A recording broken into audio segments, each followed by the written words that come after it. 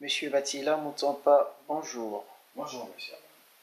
Je vous invite parce que vous êtes un leader d'une association sur place du Congo, précisément à Brazzaville. Oui. Pouvez-vous nous donner votre avis sur la diaspora congolaise?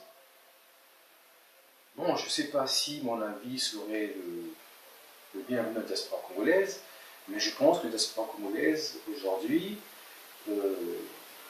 pratique ce que j'appellerais de la barbarie médiatique. Via les réseaux sociaux, on fait du sensationnel ou de faire de l'essentiel. Je m'explique. La diaspora congolaise, quand on voyait les posts d'un journaliste qui dit Denis Takou Nguesso, quand on sait tous ce que signifie Takou, cela me pose un problème. Quand je vois des gens qui vont devant les maisons des dignitaires prendre des photos, crier au vol, cela me pose un problème. Je pense qu'il y a d'autres démarches plus importantes, d'autres façons d'œuvrer. Il y a des exemples. Vous regardez par exemple, au Congo, il n'y a pas le droit de vote à l'étranger. C'est des choses à voir. La diaspora aussi doit avoir cette chose-là. Il y a des choses à faire.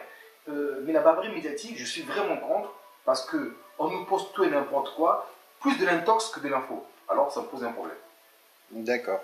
Et comment se porte votre pays, le Congo? Ah, belle question, M. Serban. Mais je pense que le Congo se porte pas bien, parce qu'il y a la crise mondiale qui secoue aussi le Congo aujourd'hui.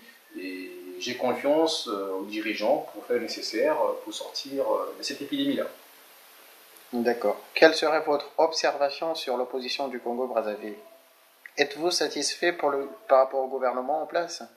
Je vais répondre à la première, c'est que au Congo, Excusez-moi parce que je vous ai posé deux questions. oui, Donc, on va commencer par la oui, première oui, et on enchaînera la deuxième. oui. Donc, la première était, quelle serait votre observation sur l'opposition du Congo-Brazzaville? Je pense qu'au Congo, il n'y a pas d'opposition. Le Congo, il y a des frondeurs.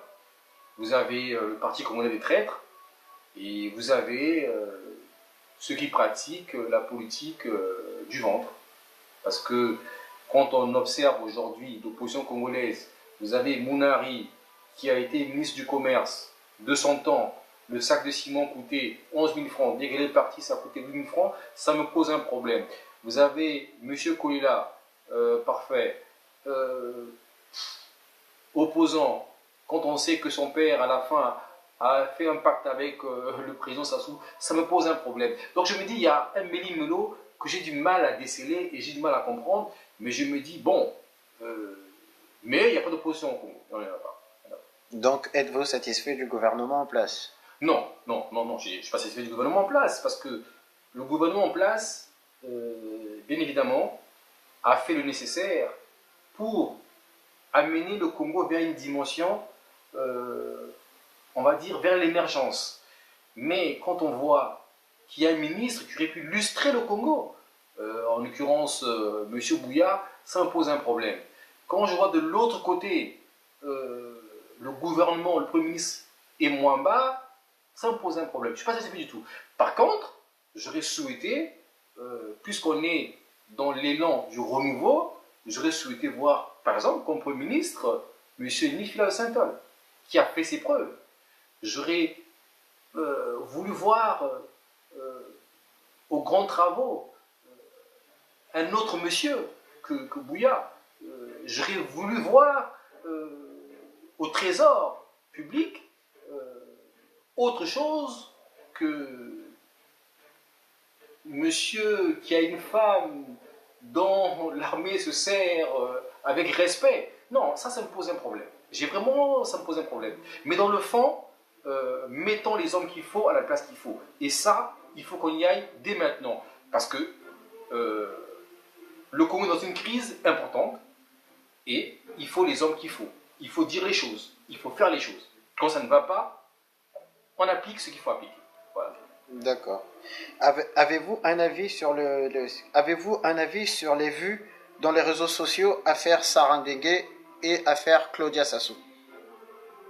Bon, je pense avoir reçu une vidéo concernant Madame Sarah Dengue, mais je me dis, tout ce qui a été dit autour. Mais j'ai plutôt vu une femme qui veut que son mari s'émancipe. Il y a quoi de plus beau que cela? Donc, moi, je pense que les commentaires à ce sujet m'importent vraiment peu. Il y a plus autre chose à faire que ça. D'accord. Et croyez-vous en avenir au Congo-Brazzaville? Oui, je crois à l'avenir au Congo-Brazzaville. Je crois que l'espoir est toujours permis, parce que lorsque vous enlevez un peuple l'espoir, ça veut dire que nous rentrons dans ce que j'appellerais un mode collectif. Est-ce que vous avez un leader pour 2021? Bon, déjà je suis acteur associatif. S'il fallait que je porte un dévolu sur quelqu'un, ça serait la présence notamment d'Annie Christine Besson, bien sûr. D'accord. Donc, on est à la fin de notre interview. Je vous laisse le temps de dire quelques mots, de dire au moins quelque chose, parce qu'il y a pas mal des Congolais de la diaspora qui vont vous suivre, et dire quelque chose à la diaspora, et dire quelque chose aussi en la personne dont peut-être un jour vous allez soutenir. Et je vous laisse la parole, Monsieur Batila Moussampa. Monsieur Herman, merci. Votre invitation m'enchante. Comme souvent, j'ai plaisir à parler du Congo, mon pays qui m'est cher, la diaspora congolaise. Ça se voit. Nous devons faire. Ça se voit. Quand vous parlez, je sens que franchement, vous avez une filiation pas possible avec votre pays, le Congo. Mais c'est mon premier amour, le Congo. Je peux pas aimer autre chose que le Congo.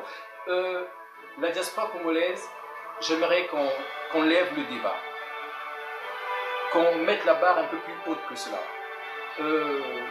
J'aimerais voir notamment un monsieur qui fait des cryptages, Bédel Baona par exemple, prendre en main une structure de réflexion pour l'éducation congolaise. J'aimerais voir des médias qui parleraient de l'essentiel. J'aimerais voir la politique autrement. J'aimerais voir un ministre de la justice qui fait vraiment son travail, notamment au Congo-Brazzaville.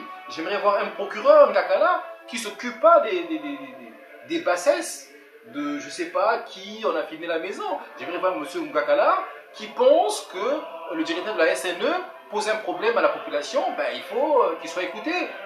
Voilà, j'aimerais voir que la politique au Congo puisse évoluer. Il y a tellement de choses que j'aimerais voir au Congo. Là, aujourd'hui, je porte mon dévolu sur un leader qui s'occupe de la santé, qui pense à sa population, et j'aimerais le voir porter sa philanthropie un peu plus haut pour tous, que ce ne soit pas tout pour moi, que ce soit plutôt aujourd'hui tout pour nous. Donc, à réfléchir comme ça, je dirais que s'il fait campagne un jour, il faudrait qu'il soit porteur d'un message. Nous sommes le Congo. Je suis le candidat de la vie. Voilà ce que j'aimerais voir. Et vive le Congo, que la beauté soit toujours pour le Congo.